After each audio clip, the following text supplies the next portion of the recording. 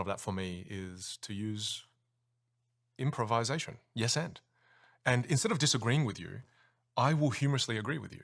And again, I'm not sure if this is the best thing in the world people should do, but I diffuse this very simply because I've had it happen to me all my life. Whether they say to me, and it just doesn't give them a leg to stand on. They go, "Oh, you're an idiot." I'm like, "Yeah, I'm a bit clumsy at times. I know that." And they don't know where to go with that after that.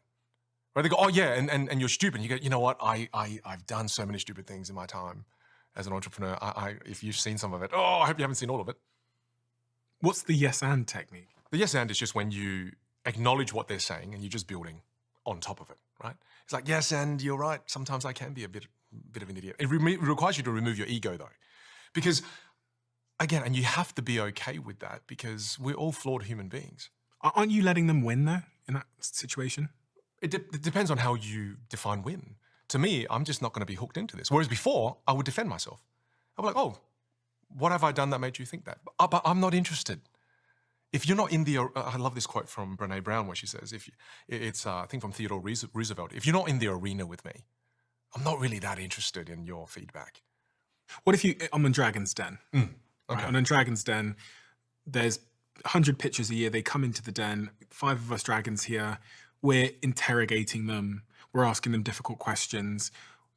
Based on what you know about communication, how should they handle our critiques and our challenges? Is it the yes and thing? Because what's the opposite of yes and? The opposite of yes and is yes but, right? And the classic scenario is if you said something to them simple as, and I remember sharing this with one of my clients where I saw in their calls, when people were arguing with them about their prices, they would say, "Yes, but the reason we're more expensive is because we spend a lot more in R&D and we update our software all the time." So all of a sudden, when you say yes, but, you're taking your conversation to a negative direction.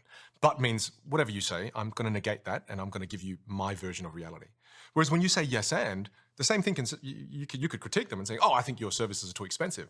Yes, and Stephen, the reason for that is because we invest heavily in research and development.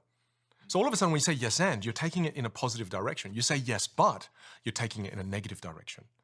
One, we're going to build upon this and we'll work through this. One, I'm negating what you're saying. And I'm just going to share and force my version of my reality. So it's a simple technique in the world of... It's so effective though. I see it in the den all the time.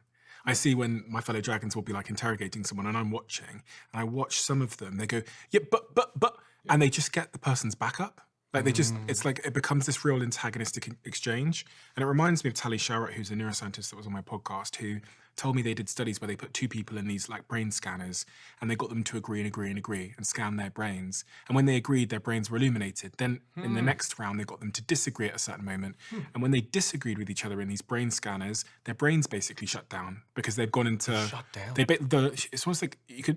When I say shut down, it's like the lights went out. And so she taught me this law that I wrote about, which is called never disagree. When you say that, people go, "Never disagree?" Doesn't make sense. Doesn't make sense. That's what yes and is so good for. Is even if you say something negative, it's all right. Even if you say that your content sucks.